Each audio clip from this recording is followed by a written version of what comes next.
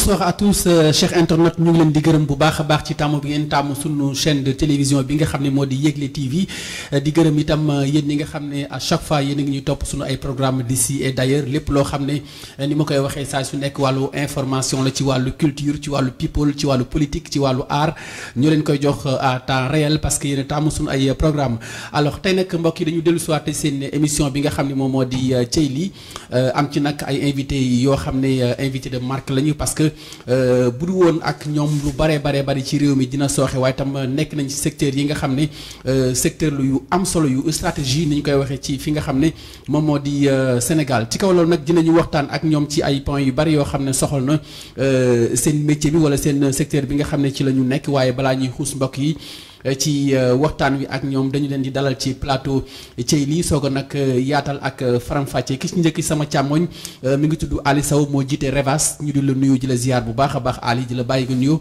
ak mbokk internet yi. waaw maa ngi nuyu mbokk internet yëpp di nuyu Yegle TV vraiment maa ngi leen di nuyu. di leen ziar yéen ñëpp ñoo fekk ci plateau bi ak yow mi nga xam ne yaa ñu invité mooy ñu opportunité bi. di nuyu Babacar mi nga xamante ni. moom laa séqal émission bi. vraiment di nuyu suñu mbokk artisan yëpp di wax ni tey daal bëgg nañ fi ay solution daal. jërëjëf Ali Babacar Gueye yow yaa jiite ñi nga xam ne ñooy artisan ya nekk ci diwaanu Géejawaay ñu ngi lay nuyu di la ziar bu baax di la dalal jàmm ci plateau Yegle. waaw jërëjëf Laye ñu ngi lay ziar di la remercier ci opportunité bi nga ñu may ñu mën a toog ci plateau bi mën a exprimer li nga xam ne moo xew ci suñu secteur bi. di nuyu sama collaborateur bi Ali Sow. jërëjëf Babacar ni ma ko waxee léegi rek dinañu càmbar ay points yu baree bari ak ñoom waaye Ali ci yow la ñuy ñëw yow mi nga xam ne yaa jiite Revas aujourd'hui kuréel la goo xam ne lii bootu ci ginnaawam bari na trop am na ay avancées yu conséquents yoo xam ne jot ngeen ko def jusqu'ici ba ñuy wax nag ay élections yoo xam ne xam naa du ñàkk sax dinañ ci ñëwaat ci biir plateau bi mais seen réalisation jëmale ko ci kuréel googu nga xam ne moo di Revas ndax mën nañ ci ñëw ci ak tënk rek. waaw di waxaat rek ne man maay président Revas. Revas c'est le regroupement des vrais artisans de l'automobile du Sénégal. di nuyu artisans yëpp nag ñu ngi waajal dem ci màggalu Kazu Rajab. ñoom ñëpp maa ngi leen di soññ ñu waajal màggal gi ndax ku xool dépannage gratuit yu xam ne ñun ñoo koy def. beneen bi ci topp di la wax ni président de la République dafa am lu bëri loo xam ni daf ko def ci secteur artisanal. ñun ñu mën ci teg loxo ni lii mu fi def kenn def ko fi. ci yu bëri ndax suñuy xool bu ñu waxee mécanicien rek dañuy wax recasement pour am ay place yu ñu liggéeyee wax formation wax financement wax foncière mooy les 4F mais démb rek ñi ngi réunion ak gouverneur ci nan la ouvrier yi nekk Dakar yëpp war a demee Diamniadio ñuy rafetlu nag vraiment waxtaan bi fa am ak président organisation yi fa teewoon yëpp pour ñu waxtaan xool nan la ñuy décoaliser artisans yi nekk Dakar yëpp pour yóbbu leen Diamniadio ndax bu ñu jëlee 50 hectares ñu jox ko artisans yi nekk Dakar pour ñu jëm Diamniadio loolu dañ koy rafetlu ndax vraiment foofu la réew mi toll ndax soo xoolee fii ci Dakar dem na ba kenn amatul espace boo liggéeyee am na ñoo xam ne nag ñu ngi ci ay espace yoo xam ne état moo ko moom ñooñu ñu ngi koy réclamer pour état jox leen ko mais li ñuy jëkk a saluer daal mooy zone artisanale bi nga xamante ni état créé na ko muy 50 hectares yi ndax bu njëkk suñu yëkkatee rek da ngay dégg ñu naan amuñu fu ñu jëm mais wax boobu léegi jeex na ndax ñun waxu solution la ñuy wax léegi. di remercier gouverneur ak préfet yëpp ak ADM bi fa nekkoon waxtaan bi ñu fa waxtaan bu am solo la artisan yëpp génne seen i xalaat ñu waxtaan si nan lañ fay jëmee. loolu président de la république moo ko réalisé. beneen bi. ñu ñëw ci. comme li lay wax muy projet bu am importance muy projet PEJA. projet bi Banque mondiale moo ko financé mu doon projet boo xamante ni 30 milliards la projet bu mel nii musul am ndax projet bi am na ay formation yu ci nekk ndax boo seetloo ci 8000 apprenants 32000 apprentis ñu war leen former ci territoire Sénégal kenn ku nekk ñi ngi la war a jox fi mu toll nii ndax dañu ne woon 1 million mais 916000 pour kenn ku nekk ñu ci équiper la ko ay matériel pour sa garage. former la ci formation boo xamante ni dinañ la def formation pédagogique dinañ la def formation technique dinañ la defal formation entrepreneuriat. loolu yëpp mu doon loo xam ne nit ki moo ko waroon jóg dem defal ko boppam. état def ko kon état def na dara mais li état def kan moo ko war a wax ak kan moo positionné wu pour wax ko. d'accord xam naa dinaa gën a ñëwaat ci ñaari points yu am solo yooyu nga xam ne moom nga soulever ci mise en œuvre c'est vrai que mbir la boo xamante ni nga ko waxee am na solo baax na pour artisans yi mais nag dafa am ci benn tournant bu am solo boo xam ne xañ na bu ñu fa àggee xañ na foofu la mbir mi di nekk dinaa si ñëw ak yow léegi Babacar yow yaa jiite ñi nga xam ne ñooy artisans yi nekk ca diwaanu Guédiawaye ñoom itam depuis kañ nga leen jiite ak fi mu nekk nii bu fekkente ne dañ doon def bilan ci bopp bi nga xam ne yaa ko jiite di bopp artisan yooyu lan nga ñu ci mën a wax. waaw laay jërëjëf ñu ngi lay remercier vraiment di la jaajëfal ci question bi nga xam ne laaj nga ma ko ma am cawarte pour tontu ci parce que comme ni nga ko waxee association des artisans de Guédiawaye ñu ngi ko créé en avril 2021. dañ ko créé mu nekk association bu nga xamante bi am na récépissé ñu enregistré ko au niveau chambre de métier. enregistré ko sur journal officiel donc juridiquement association bi moom li ko war def na ko ñu nekk nag ay membres yu nga xamante ne bi ñu ngi def seen cotisation di def seen i réunion mensuelle respecté ko nag parce que dañu wax ne su fekkee da ngaa bëgg a dem ca kaw da nga koy commencé ci suuf parce que pour ñu dimbali état il faut ñun ñu pare te li ñuy pare mooy li ñu état njëkk a sant mooy wàllu formalisé bi ñu nekk ci bi ci des ñu recenser artisans yi par corps de métier defal leen ay coordonnateurs communaux. génnee ko nag par section menuiserie électricien mécanique bu ci nekk am na responsabilité ku ñu ko dénk loolu yëpp dañuy dimbali ci état. pour ñun parce que ñun ñoo mën a wax état. fi mu war a jaar mais du état moom moo ñu wax ñun fi ñu war a jaar. parce que ñun ñoo ci nekk ñun ñooy pratiqueurs yi kon ñun ñoo koy état lu muy def rek mooy accompagner. mais pour mu accompagner dafay fekk nga teg mécanisme bi. ci loolu la ñu tegee mécanisme association des artisans du département de Guédiawaye ñu leen di saluer ñoom ñëpp de passage di leen jaajëfal ndax taxawaay bu am solo lañ ci def. parce que ku ne xam ne secteur artisanal nekk di secteur bu compliqué léeg-léeg nga dégg sax gars yi naan non association du ñu cotiser mais ñun suñu association bokku ci ñun ku cotiser wu sax dañuy génne ci panel bi. parce que li ñu bokk ñun ñëpp ñoo ko moom mais ñun ñoo ci war a jiitu balaa keneen duñu ci fekk si. voilà donc ci contexte boobu moo tax ñu sos association bi mais ñeenti fànn. bi ci jiitu dañoo ne dañoo bëgg association yi kenn ku ci nekk nga am ci logement sociaux yi président de la République digle. bi ci des dañoo bëgg association yi artisans yi ñu am ay place de travail beneen bi dañoo bëgg artisans yi ñu am mutuelle de santé ku ci feebar faju quatrième bi ñu def ko solidarité entre aide. donc ci ñeenti fànn yi ci lañu sosee association bi ñu ngi ci nekk nag di ci góorgóorlu. dëgg la dinaa ñëwaat ci yow bu ci kanami léegi Babacar maa ngi koy wax sànq Ali Sow maanaam li nga xam ne moom mooy nekk jafe-jafe parfois ci yenn projets yi nga xam ne ay projets d'envergure yu am solo lay nekk maanaam ci mise en œuvre ba fa sànq sa wax yaa ngi njëkk a tàmbalee ci maanaam 50 hectares yoo xam ne. président jël na ko pour jox ko ñi nga xam ne ñun ñoo di mécaniciens yi pour ñu recaser leen fi nga xam ne moom moo di Diamniadio ndax ñun ñëpp comme ni nga ko waxee léegi gis nañu ne am na jafe-jafe espace ici à Dakar. voilà donc est-ce que duñ dem ba ci biir par exemple mu am parparloo par rapport ak joxinu foofu mais également itam est-ce que ñu ci bëri pour jóge Dakar dem foofu dina nekk loo xam ne lu yomb la ci ñoom balaa ñuy ñëw ci 30 milliards yi. waaw xam nga 50 hectares yi. artisan yëpp mën nañ faa xaji ndax boo seetloo am na si ñoo xam ne état jox na leen ay 3 hectares am na ñoo xam ne jox na leen 10 hectares am na ñoo xam ne jox na leen 4 hectares.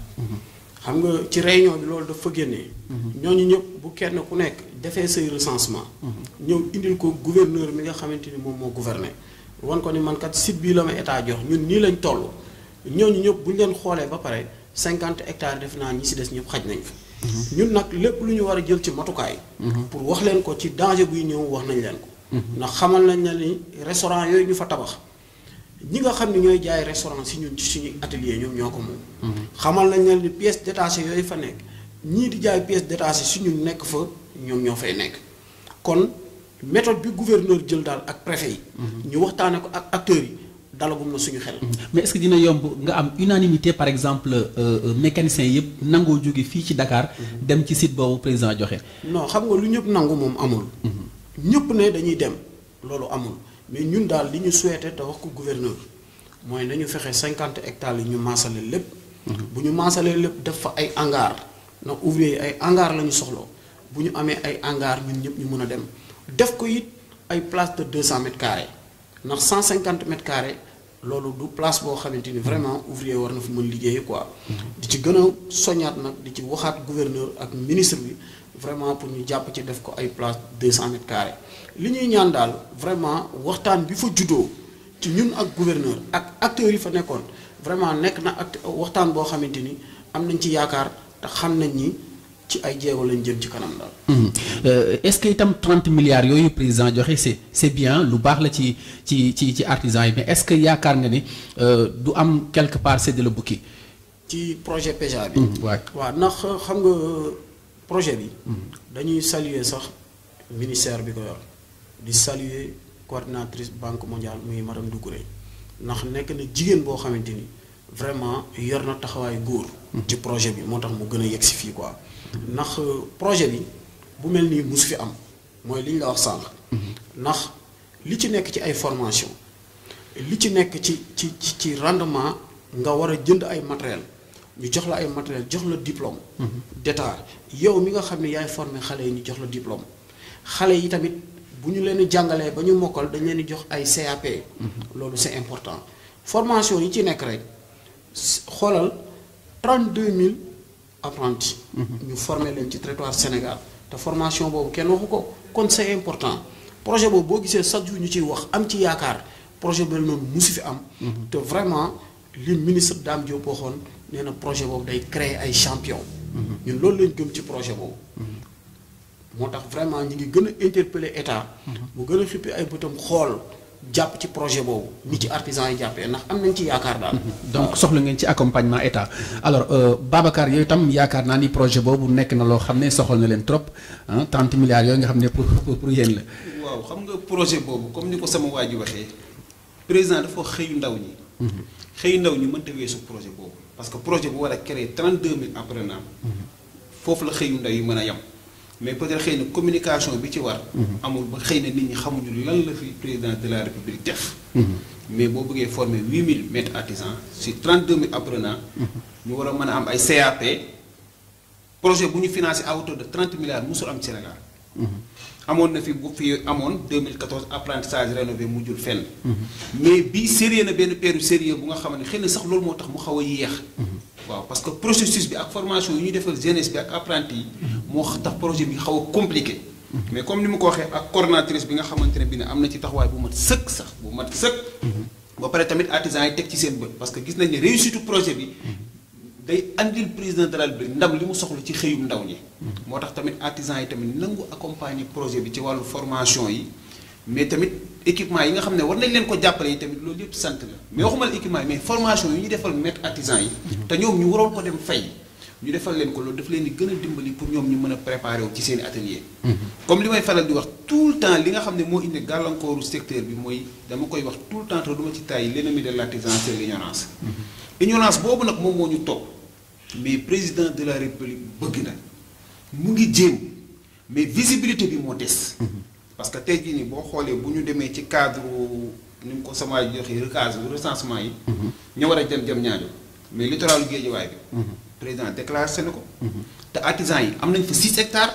xam naa dinañ si ñëw sax bu ci kanamee léegi ci littoral boobu mais est-ce que yéen ci seen bopp en tant que association préparé ngeen par rapport ak projet boobu nga xam ne dina ñëw yow nga nekk ci bopp association des artisans de Guédiawaye est-ce que yaa ngi wax ak membres yi est-ce que yaa ngi wax ak gars yi est-ce que yéen a ngi préparé pour bu ñëwee ngeen xam ni nga ñu taxawee. xam nga réussite bi am ci projet bi sax boo gisee mu am ko peut-être dañu préparé suñuy.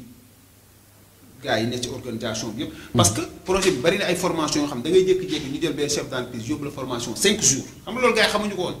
da ngay gis ko la woon ne la ah man kat waa PEJA dañ ma woo pour formation man leen dem leen parce que diplôme bi mun leen ko fay. te dañ leen ko may te xam-xam la bu nga xam ne yéen lay jëriñ kon dem leen parce que projet bi tamit sérieux na benn période sérieux bu nga xamante ne yow xale bi nga war a former.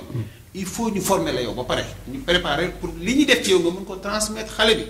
donc loolu il faut ngeen bàyyi seen ak léegi ngeen def formation effectivement tamit ñoom tam dégg nañu message boobu nangu nañu dem defi formation yooyu parce que xam nañ en retour non seulement dinañ ci am ay diplôme mais tamit dinañ ko mën a transmettre xale yi.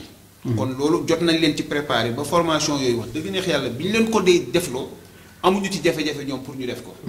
d'accord bala ñu génn Revas donc yaa ngi koy wax léegi ci sa entamu parole maanaam di wax ne ñu ngi préparé màggalu ko Kazu Rajab. yaakaar naa ni fu mu nekk nii pare ngeen pour accompagner sénégalais yi. waaw pare nañ ndax ñu ngi jógee Proxaan. ñuy santaat xalif général des Mourides. ndax vraiment su événement jotee rek gis nañ ni muy participer ci Revas. ñu ngi waajal màggalu Kazu Rajab. ñu ngi wax ni képp koo xam ne membre Revas nga président yeeg yëpp nekk ci région yi na ñëpp préparé mun a jàppale nit ñi ñu dem si jàmm ñëw si jàmm. ci PEJA bi nag mu ñëwaat di la wax ni am nañ ci gàllankoor ci mécaniciens yu bëri yu nekk Dakar. ndax plus de 350 dossiers yu ñu remplir ñu yóbbu ko chambre des métiers bu Dakar. président chambre des métiers bi jël dossiers yi denc ko ndax nee na man maa jiite mécaniciens yi. buggul ñu bénéfice ci projet bi pour ñu dal ci sama kaw. beneen bi ci topp mooy pour tey jii ñu ngi ñëw ci élection des chambres de métiers. pour ñooñu bañ a am carte. bi ma découvrir loolu nag dem nañ ba chambre de métiers ministère bi ne ma demal nga jëli say dossier ma ñëw ànd ak sama trésorier jël dossier yi ànd ak ndaw loo xamante ni foofu la nekk moom ci chambre de métiers bi. yóbbu ko ministère. te dossier yooyu ñooñu ba léegi dégguma ñu woowaat leen ci projet bi te projet bi am importance bu toll nii su ko président de la république indee. ñëpp ñoo si war a jëriñ waaye waruñu xool ñan lañ ciy génne mais 350 ñoo xam ni mécanicien lañ. nekk ci Revas. ak yeneen structure ñëpp mu kale leen loolu du dëgg du yoon. donc mais 350 yooyu ci yow la ñu affilié wala dañu dispersé non am na ñu affilié ci man am na ñeneen ñoo xam ne affilié ñu ci man.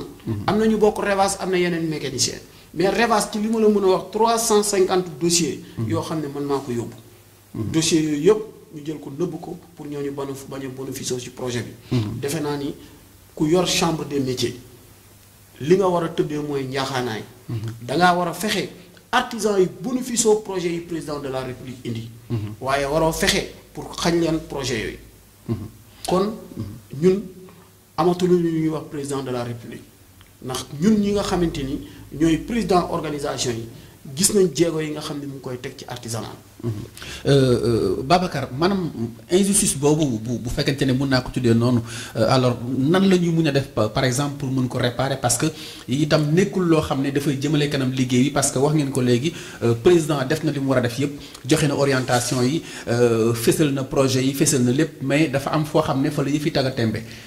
waaw jërëjëf Laye gis nga question bi nga posé. émission yi ñooy solution bi. émission bi nga ñu may opportunité bi. mooy solution bi. parce que dafa am loo xam ne day xew ci suuf lii moo mën a tax mu génn ci kaw. xam nga wax nañ leen léegi le président de la République a beaucoup fait. mais tamit dañ ko bëgg a dolli lenn par rapport ak 100 000 logements yi mu wax. da ngay créer xëy. mais booy créer xëy tamit am na ñu fi nekk créer ay activités yooyu dañ leen war a dooleel. parce que tey jii nii boo xoolee président bi mu demee Diamniadio ñi wax toute la journée. bi ñu paree président ñu doon wax ci suuf ñooñu la bëggoon a déglu parce que ñooñu ñoo wax la koy jëriñ. boo xoolee Diamniadio toute la journée dañ doon wax activité dañ doon wax formation financement mais dañoo bàyyi activité bi te damay wax ne l'artisanat du BIC moo koy décréter ay activité moo koy yóbbu président de la République boo wootewee 100 000 logements mais 100 000 logements est égal à 700 000 ouvrants. ci fenêtre yi ci porte yi. kon tey jii foofu rek am na benn force fiscale bu nga xam ne mu ngi ci ñun suñu secteur ñun mën nañ leen indil orientation yoo xam ne bu ñu ko organiser wee ñun ñu jox état ay milliards. compliqué wul bañu ñu ko gis nga importé yi gars yi kaas. c'est parce que dañu xamul lan la ñu mën a am ci secteur de l'artisanat. mais secteur de l'artisanat tey jii bu ñu créé woon ay par exemple ay carte d'activité. mu ne tey jii ni kenn ku ci nekk am nga carte d'activité boo xam ne koy jënd par an. 20 000 francs lan la koy jaayee. mais 20 millions d'artisans 10 millions d'artisans bu ñu ko jëndee. c'est égal à 20 milliards. carte professionnelle yi nga xam ne 10 000 francs lay jar. ay milliards ñun la ñu mën a dugal ci biir keesu état. mais xam nañu naka lañ ko war a mën a organiser suñu ci état accompagner wee. parce que carte professionnelle yi boo gisee mën a amulul état benn njëriñ. fa ñu koy defaree tax. d'accord mais su créé woon tey jii nii comme ni ma la ko waxee ay services régionaux. d'artisanat yoo xamante ne nit ñi foofu la ñuy dem. ku joxe sa xaalisu carte ñu dugal ko ci keesu nguur gi tey jii mën nañu indil état xaalis parce que ñun loolu lañ gëm ñun dañu war a participer ci réew mi. parce que boo xoolee 45,6% économie réew mi mu ngi ci secteur de l'artisanat. dëgg la absolument ñooñu bu ñu participer ci force fiscale bi. dinañ am lu ñu indil état bi. d'accord alors loolu c'est vrai que lu visible ah et puis mbir la boo xamante ni état yàgg na ko bëgg dégg naa sax ci seen ci ministre bi mu wax ne donc demande bi instant bi dafa explosé wu donc clients yi dañu xaw a exigeant ci benn côté mais man mon problème dans tout ça question yooyu yéen ñaar yéen a ko moom maanaam il faut pas que ci sama xalaat ngeen focaliser wu bu baax a baax ci état parce que état li ko war mi ngi koy def président mu ngi investir mu ngi joxe ay orientation mais est-ce que yéen ñii maanaam nekk ci secteur bi waru leen gën a taxaw defaat seetlu maanaam ci seen nekkin sànq tudd nga ko si par exemple meuble yi nga xam ne ñu ngi koy importer di ko indi ci réew mi am na ay secteurs yoo xam ne daf leen gàllu gauchel complètement ña fa nekk ñu ngi nekk en chômage même bu dee si wàllu Revas donc fu mu nekk nii oto yu bëri léegi donc dafa dem ba nekk ay auto électronique alors mécaniciens yu bëri il leur faudra benn formation pour ñu miin oto yooyu nga xam ne ay oto yu bees lañ donc est-ce que itam yéen côté boobu di ngeen ci gën a accentué wu par exemple pour un peu méngoo ak jamono. waaw xam nga comme li nga wax noonu ci wàllu mécanique. ci nouvelle technologie bi defe naa ni nit ku ne. pour actuellement nga avancer mën a liggéey. am na formation boo xam ni sax xaaruloo ci état yaa ngi koy wuti pour mën a liggéey. ndax ñun xaaruñu état nag état dafa am loo xam ni daf koo war a def ci ñun. mais ñun xaaruñu état ndax bi ñu juddoo ba léegi ñi ngi liggéey ñi ngi participer ci réew mi ñi ngi jàngal xale yi. formation yooyu ñu lay ngay wax noonu képp koo xam ne mu ngi nekk ouvrier nekk mécanique yow ci sa bopp yaa ngi uti ay formation booleeg nag yi ñu état di jox ndax ñun dañ koy wax chaque jour. formation ci nouvelle technologie mënul mat 5 jours. mënul mat une semaine. d'accord loolu bu gënee ndaw ba ndaw. ay 15 jours la war a doon. ci nouvelle technologie bi kon formation yi nga xam ne ñu ngi koy def ci artisan yi. war nañ leen mën a may sax ay bourses comme ñii di jàng. ñuy dem extérieur dem extérieur ah. di uti xam-xam bi di ñëwaat. pas toog fii rek di fi jàngee xam-xam bi xam-xam li ñuy wax rek. nañ ko jàng ji ba Chine. kon ci nouvelle technologie bi war nañuy mën a may artisans yi ay bourses ñuy dem di jàng ji. d'accord Babacar ci formation boobu. waaw xam nga comme moom ni mu ko waxee. ñun nii amuñu problème de formation. ñun dañu am problème de renforcement de capacité. ok parce que bu dee formation bi weesu nañ ko. mais problème de renforcement de capacité benn. bi ci des problème de besoin. besoin boobu moo indi site de recasement yi. mooy dugg ci problème li nga wax nii problème mu meuble importé yi. parce que tey jii ki nga xamante ne bi ne il a formé des milliers de jeunes sans être rémunéré kooku boo ko woowee ne ko kaay ma defal la formation kon xam loolu xew. parce que am na ñu mu formé ba ñu dem ubbi place. ñooñu di formé ñeneen kon kooku amul problème mu formation mais problème de besoin la am. d'accord état da ko war a accompagner ci besoin yooyu. bi ci des comme ni mu ko waxee renforcement de capacité bi. loolu tey jii nii waroon nañu mën a jox nit ñi ay bourses ñu dem transfert de technologie bi gars yi dem jàngi ko pour ñëw mën ko transférer ñi fi nekk. oui absolument parce que loolu moo jaadu gis nga boo xoolee école formation professionnelle yi. ñi fa nekk di jàngal xale yi ñooñu dañ leen wooyee les professeurs mais ñooñu duñu ay professeurs léegi ñun ñi nga xam ne ñoo nekk ci atelier yi ñu ne ñun vous êtes les artisans. nous sommes des maîtres formateurs te ña ñuy former suñu paree duñu indee si ñun dañu leen di recommencer waatal à zéro. parce que ñun ñi ñuy former bu ñu paree dañuy former ñeneen mais ñoom ña ñuy former bu ñu paree dañuy ñëw ñu jàngal leen. oui. et pourtant ñu ngi leen defal école en plus di leen jox 40 000 francs. source de motivation. loolu moo tax tey jii fi ñu toll nii ñun lu ñu daj ba jàng suñu métier moo tax fi ñu toll nii loo xool da nga koy defar. tey jii nii lépp lu jógee bitim réew xoolal seen plateau bii nii gars yi ñoo ko defar. amul lu ko fi gën a dëgër. bu doon importé tey utiwaat ngeen beneen kon lii la ñuy xaar parce que président de la République moo wax consommer local. consommer local damay wax ne produisons ce que nous consommons consommons ce que nous produisons. Et que émergence n'est rien d'autre que consommer local. d'accord très bien alors di fàttali cher internet ñu ngi fi dalal ñi nga xam ne ñooy artisans yi tey ci plateau bi nga xam ne moo di Thieyly ci Yegle TV alors Babacar ci yow la ñuy desaat sànq ñu ngi koy brosse maanaam dafa am benn problématique boo xam ne moom moo nekk ci gox bi nga nekkee muy problème mu littoral bu nga xam ne moo nekk foofu ci diwaanu Guédiawaye alors indi na ay xëqante yu baree bari mais yow en tant que président association artisans yi nga xam ne ñoo nekk Guédiawaye ban impression nga ci am.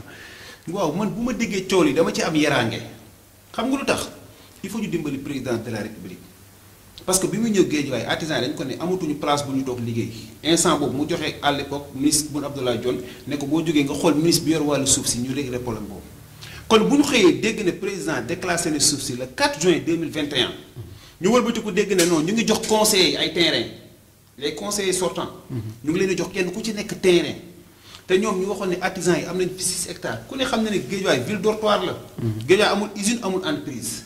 ñi fa juddoo yaroo fa màggee fa la ñuy liggéey rawatina nag BRT bi ñëw jaar fa. ñu ci bari ñu ñàkk seen place. donc bu état di dagg comme ni mu def Diamniadio tey jii nii Guédiawaye. bu ñu génneelee parc artisanal zone industrielle ñu génneel ko gaañ ñi nga xam ne ñoo ngi fa nekk di former ñu mën fa toog mais bu fekkee da nga jël suuf si dagg ko. ay parcelles pour joxe ko ay conseillers am na conseillers yu bees yu ñëwaat. ñooñu bu ñu war a génne naka nga leen di def te bi ñu koy dagg waxuñu président dañoo soxla ay terrain pour conseiller.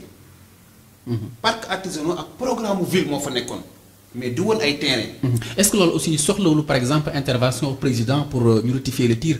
mais loolu moo tax sànq li ma la wax ma ne leen lii développé réew bi ci seen responsabilité la nekk. parce que li leen pousse ngeen mën ñu permettre ñu toog ci plateau bu mel nii. mën a wax loo xam ne président war na ko mën a dégg ci njabootam muy injustice bi nga xam ne am na fa. loolu moo tax ñu leen remercier ci émission bi. parce que tey jii nii président li mu mën mooy joxe les grandes lignes joxe orientation yi. déclassé lañ ko waxoon déclassé na ko mais déclassement yi waxuñu ko pour mu may ay terrain ñoom waxuñu ko woon loolu. mais terrain ñu ngi koy joxe. léegi wëlbatiku nañ non seulement jox nañ ko conseil mais agent yi ñu ngi laaj tamit ñoom seen i wàll. et pourtant. tey jii nii PEJA bii BRT bi nga xam ne endommagé na ñu bari seen atelier yi ci lañ waroon profité rek ñu caser artisans yi parce que nee nañu am nañ fa 6 hectares dama koy wax tout le temps 6 hectares yooyu dafa am sama benn xarit buy wax ne bukki doom yi dañuy toog di way naan mbaam ba dee na mu ne doom yi seen woy bi neex na lool waaye wax leen ma fu mbaam bi tëdd. ñun nag tey jii 6 hectares yooyu la ñu bëggoon ñu wax ñu fan la nekk lii la artisans yi moom parce que tey jii nii li nga xamante ne bi ne boo amee 100 millions. nga bëgg kër boo defoon naan fii ba décembre doo ko am fi nga ko bëggee. mais tey jii nii boo bëggee atelier. munoo am atelier parce que kër gi boo ko moomoon def ko atelier sax voisin yi ñoo la naan yaa ngi déranger. kon fu nit di liggéey état moo ko war a sàkkoon nit parce que état ñi nga xam ne ay administrateur leen ay fonctionnaire ñooñu état tegal na leen fa ñu war a liggéeyee. ñooñu loolu wàllu état la. mais ñun ñi nga xamante ne bi ne nous sommes des maîtres formateurs yi fa ñu war a liggéeyee loolu ci responsabilité état la war a nekk donte dañ ñu koy jaay. ñoom nañu xool naka la ñu koy organiser leen mais tamit développement au secteur de l'artisanal mënta nekk sans l'implication des collectivités locales parce que ñun ca gox ya la ñu nekk. mais mairie yi dañu wax ne compétence su mairie artisanat bokk si. justement donc foofu laa bëggoon ñëw sax ak Ali implication collectivité locale yooyu je pense bien que ni xañ na mën na ci am tuuti impact par rapport ak injustice bi nga xam ne moom am foofu ci littoral bi foofu ci Guédiawaye alors am na benn maire bu bees bu fa nekk te ñëpp xam nañu quelque part engagement par rapport ak nekkinu Guédiawaye muy Ahmed Aïdara est-ce que on peut prétendre aujourd'hui mu rectifier le tir wala yow tu penses comme ni Babacar waxee ni il faut président mu intervenir. waaw xam nga littérature bu Guédiawaye bi. dama ko maîtriser wul daal. te man lu ma maîtriser wul vraiment du ma ci bëgg di wax. mais en tant que sénégalais man nii maîtriser wu ma ko. xaw ma fa nekkuma fa mais je sais que ne am na benn injustice boo xam ne ngi foofu. waaw non man li may wax ci littérature bi. li président de la république waxoon. ci dina ko déclasser jox 6 hectares artisans yi. artisans yi ñu ngi réclamer seen 6 hectares nañ leen ko wan. dellu di ñëw nag man ci 50 hectares yi. ndax buñ nee état mënul lépp état moo mën lépp nag. état moo mën lépp. ñun dañuy kontaan ci li président de la république def fi arène nationale def fi arena tour tabax fi stade boo xam ne barki démb ñu ngi koy inauguré ñëpp kontaan. mais nag président de la république na jublu ci suñuy 50 hectares. ndax dañ ko war a defar nag pour nit ñi dem fa. ndax 50 hectares yi mënoo ko defar 50 garage génn. nga bëgg am ñoo jox am ñoo bàyyi. li war mooy ñu morceler 50 hectares yëpp xool yeneen terrain yi nga xam ne nit ñi ñoo ko moom état mën ko defar taxaw ci temm nag laa wax de comme ni mu taxawee ci stade yi mu pare nit ñi mën a dem beneen bi mu accompagner artisans yi ndax mënoo jël fii ay artisans. yóbbu leen recaser leen bàyyi leen ci àll boobu vraiment loolu ñu ngi ci waxaat président de la république. suñu ministre de l'artisanat vraiment gis nañ ci 50 hectares yi jéego yi mu ciy def ndax chaque mardi bu xëyee dina fa dem kon gis nañ coono bi mu ci daj quoi mais dañu bëgg vraiment président de la république gën ko jàppale comme ni mu def ci stade bi. pour mu teel a pare ndax moom lu mu dugal loxoom vraiment loolu pare daal. c'est le dossier bi. mais en tant que artisan en tant que président des mécaniciens ñun li ñuy laaj mooy 6 hectares yi nga xam ni am nañ ko foofu nañ ñu wax fan la ak mu ngi nii. waaw ndax bu ñu demee ba mën a jox ay conseillers nag seeni terrain. mën a jox ñi nga xam ne ñoo war a développer. mais jox terrain conseiller est-ce que gënul yomb recaser presque une cinquantaine de. waaw moo tax de personnes. non loolu suñ koy def. réew mi du dem. gis nga Sénégal ki koy développer mooy kii am vision ci artisanat ndax bu ñu nee xëy bu ñu nee liggéey ñenn ñooy liggéeykat yi mooy artisan yi. ñooy liggéeykat yi mais ñooñu il faut nga wutal leen fu ñuy liggéeyee xam nga ñoom li ñuy jëkk a def mooy artisan yi dañuy góorgóorlu dem ci ay banque di jël xaalis tey fi ñu toog nga xëy jëlee leen fa ñu am problème moo tax ma ne la ci 4F yi foncière mooy li jëkk a taxaw li ñu war a jëkk a taxaw pour jàppale ci artisan yi. bu ñu paree ñëw ci financement yaa ngi dégg bu ñu paree ñëw ci formation yi. noonu la war a demee. alors on se dirige tranquillement jëm si ay élections yoo xamante ni daanaka coow li ci réew mi yëpp moom moo ko waral. alors aujourd'hui élections yooyu selon yéen naka lañ ci war a mën a demee pour mu nekk lu transparent. xam nga élection yi pour ma indi la benn firnde pour nga comprendre rek. su élection présidentielle di yegsi nit ñi dañuy wax ne non président dafa war a changer ministre de l'intérieur. nit ñi dañ koy wax parce que c'est pas normal fichier bien sûr Sénégal yëpp loolu la ñuy wax. mais boobu ak suñu bos sax bokkul parce que suñu bos moo pire. parce que ñun suñu bos. xam nga ministre de l'intérieur du candidat. président mooy candidat ñu ne ko noonu la ñu ko dindi pour indi keneen pour plus de transparence mais ñun suñu bos ki nga xamante ne bii mooy defar carte yi mooy candidat. yow ki ngay jàkkoor loolu pour ngeen def élection.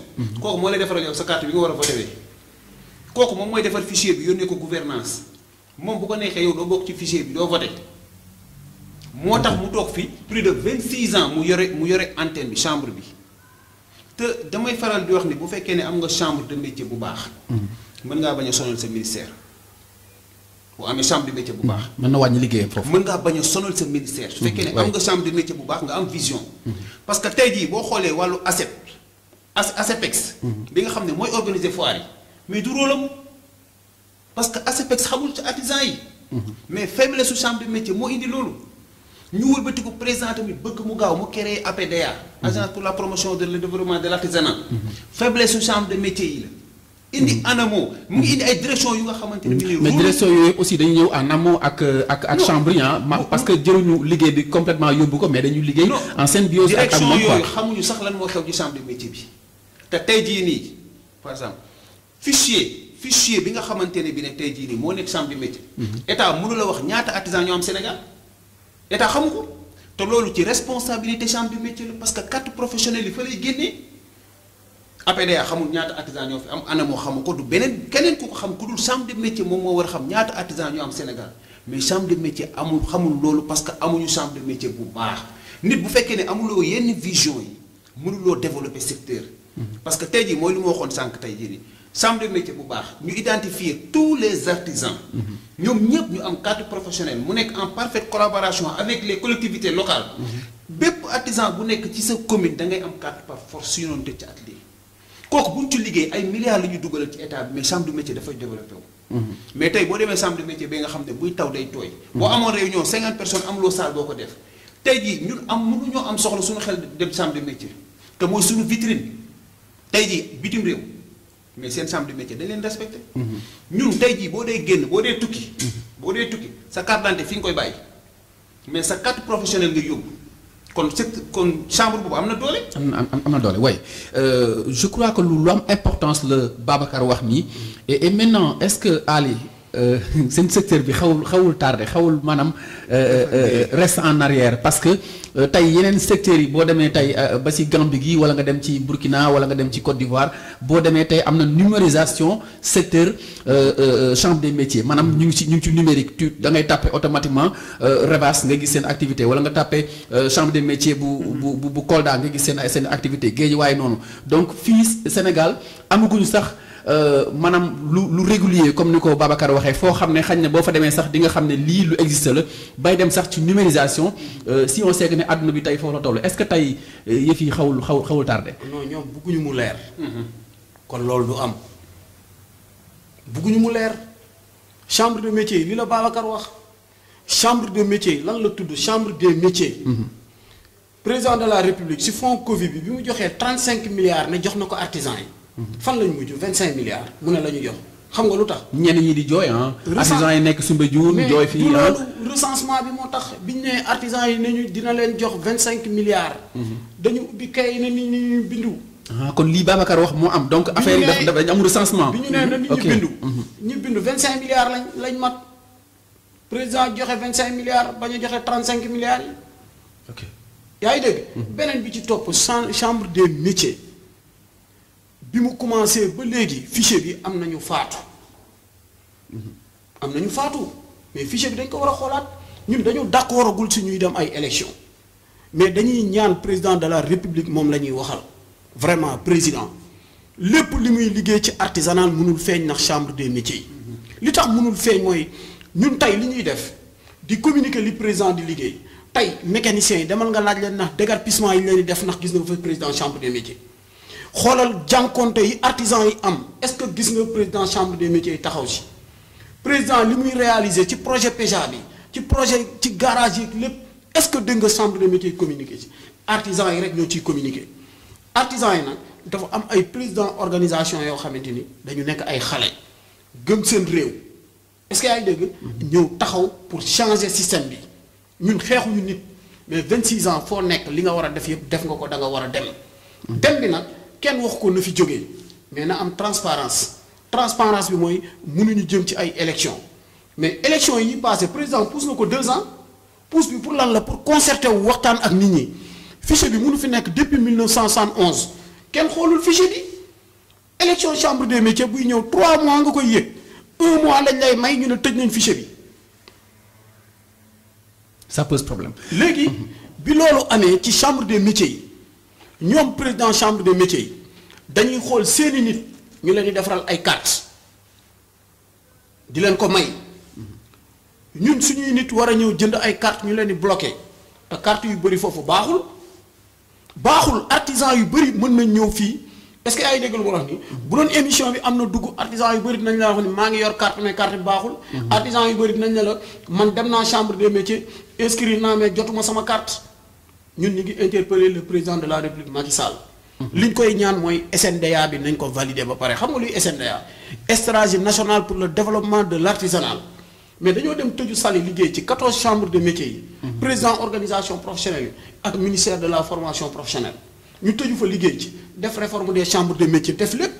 est-ce que àgg na ci président. en kay président waxoon na da koy valider le 15. du moom mooy valider ñun ñooy valider SNDA bi président jël décret. mais validé gul SNDA bi ñu bëgg dem ci élection des chambres de métiers li ma d'accordul mooy ñu ne ma calendrier républicain la kenn mënu ko pousse dañ koy war a pousse bu ñu validé SNDA bi ba pare ñu dem élection ci chambre de métiers ndax validation SNDA bi ci biir boo xoolee nee nañ chambre de métiers ku ko yor ñaari 5 ans mënutoo ko yor ñaari mandat est-ce que yaa ngi dégg mais 26 ans nit yor ko mbir taxaw ci mais fan lañ jëm ban Sénégal lañ nekk ba pare injustice bi si nekk ñu bëgg ñun ñu bàyyi ko xam nga ñun tey bu ñu ay position ñoroon dañuy dem ci président chambre des métiers daf ñuy boole ci liste ñu dem mais ñun dañu bëgg suñu réew dañu gëm secteur artisanal moo tax ñu taxaw bëgg dem ak moom élection waaye du ci nii la ñuy demee moom mooy bu mii. mooy est-ce que yaakaaroon ne bu ngeen demee est-ce que yaakaaroon ne aussi bu ngeen demee vous êtes un peu minoritaire par rapport ak le reste est-ce que xalaat nga ne mun ngeen am dara. xam nga lu tax mënuñu dem. ñun dañ doon xaar président mi ne day valider SNDA bi mu valider ko ndax loolu la ñuy wax président day valider SNDA bi ñu defar ay carte yu bees yoo xam ne ministère de l'intérieur moo koy defar xoolaat fichier bi mais ñu toog di xaar xëy gis benn arrêté wane ni le 27 la ñu war a dem élection. ñu jaaxlee fekk moom pare na mais ñoom loolu lañ bëgg président chambre des métiers yi ñun seen taxawaay ci réew mi xam nga lu ñu leen doon xaar SNDA boobu ñu ànd ak ñoom liggéey ko ñu valider ko ba pare. bu ñu ko valider ba pare mën a dem ay élection kenn ragalul dem élection mais mode d'élection yi ni ñu koy defee nii sax dafa baaxul. dafa baaxul. alors Babacar est-ce que yaakaar nga ni tey mun nañ ko tuddee élection li war a xew nii ah si on sait que ne pour li aale wax moom xañ na béy wéy na mbuus ba pare mënatuñ ko pousse parce que président pousse na poussaat mais est-ce que ak ni muy doxee nii mun nañu xalaat élection yu légitime. non mën nañ ko pousse parce que boo xoolee conseil des ministres 7 avril 2021 ci le président waxoon ne nañu valider SNDA bi au plus tard le 15 mai conseil des ministres. 7 avril 2021. président ne nañu valider SNDA bi au plus tard le 15 mai. instruction ci conseil des ministres la génn communiqué. bu ok génn ok 7 avril.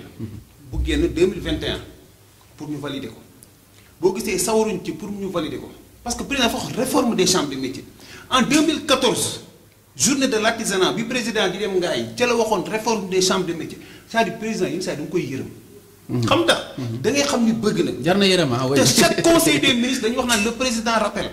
le président rappelle kon la muy wax fàttewu ko parce que bu doon la muy wax da koy fàtte du rappelé day joxe ay instructions mais dafay rappelé waat kon bëgg na. élection yi mu wax ni tey jii nii ci biir campagne bi la ñu wax ne da ngeen di dem élection le 27 mars bii sax tane na.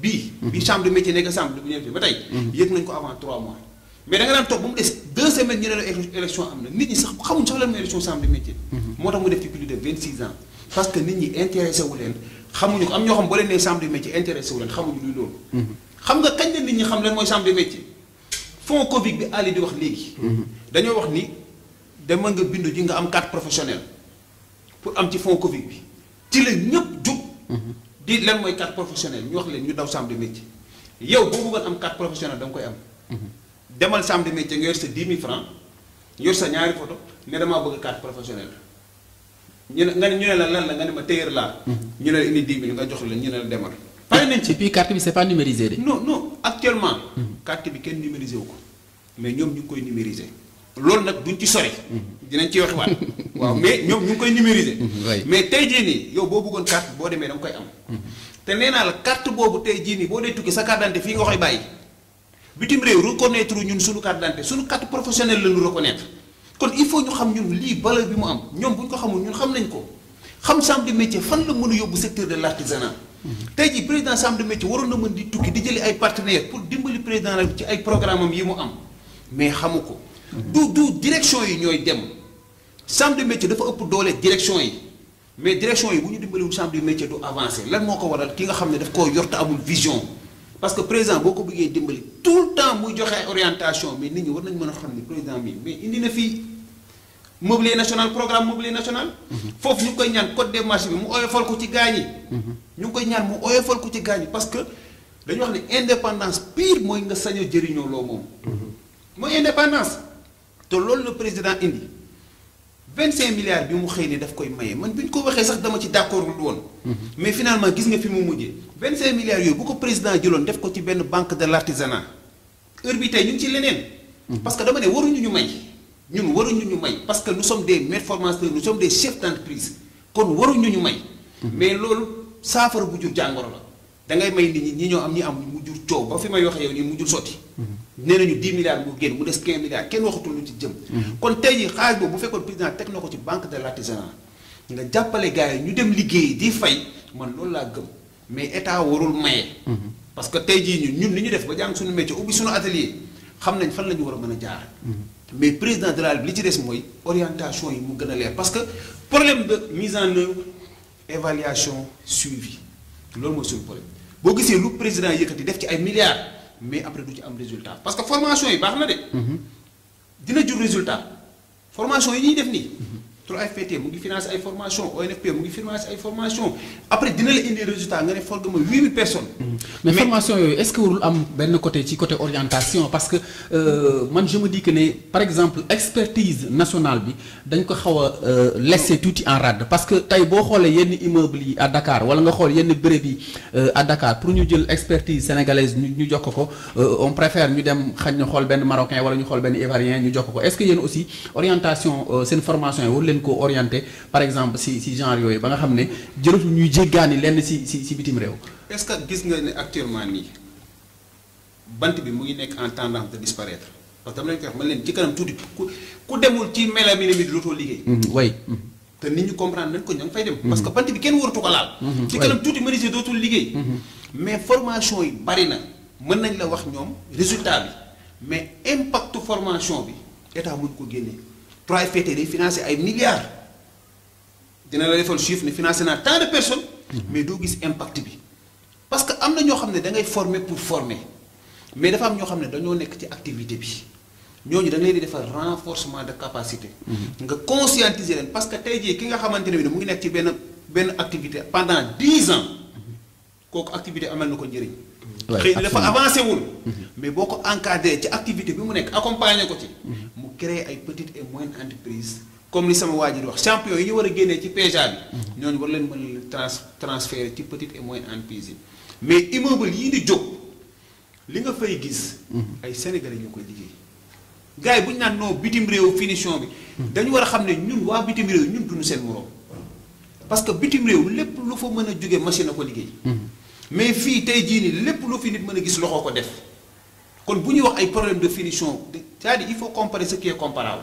li loxo bi di defar artisan yi fii ba boo ko gisee mu impressionné la bokkut ak lu tubaab bi di liggéey pourquoi tubaab bi di ñëw fii di jël suñuy article di ko yóbbu. parce que xam na ne lii mooy pire artisanat.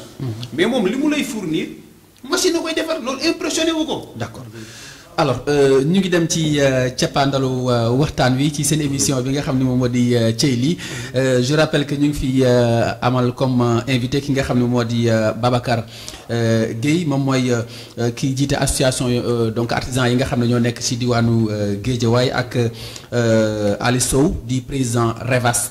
ñëpp xam leen ci wàllu intervention ci yenn yoon yi ci màggal li Touba yi gàmmu Tiwaawoon ak yeneen événement yu mag yi alors une dernière question balaa ñu taxali ko Ali alors lan nga am envie wax ko président de la République bi nga xam ne tey jii ni ñu ko waxee joxe na ay orientation investir na joxe na ay yoon lan nga am envie wax ko ci yëf yi nu muy demee nii. waaw dellu di wax président de la République rek. ci conseil des ministres joxe na ay instructions pour Sénégal yëpp ñu mën a jox mécaniciens yi ay garage jox leen ay espace pour ñu liggéey. beneen bi ci topp mooy li ñu taxaw temb nii te 14 régions yëpp nag ñoo ko diriger. 14 régions yëpp def nañ ay conférence de presse ne bëgguñu élection chambre des métiers yi am. ñi ngi préparé nag ñun Dakar dinañ def conférence de presse suñu paree dinañ def sitting boo xam ne pacifique la régions yi ñëw ñu wan président de la République.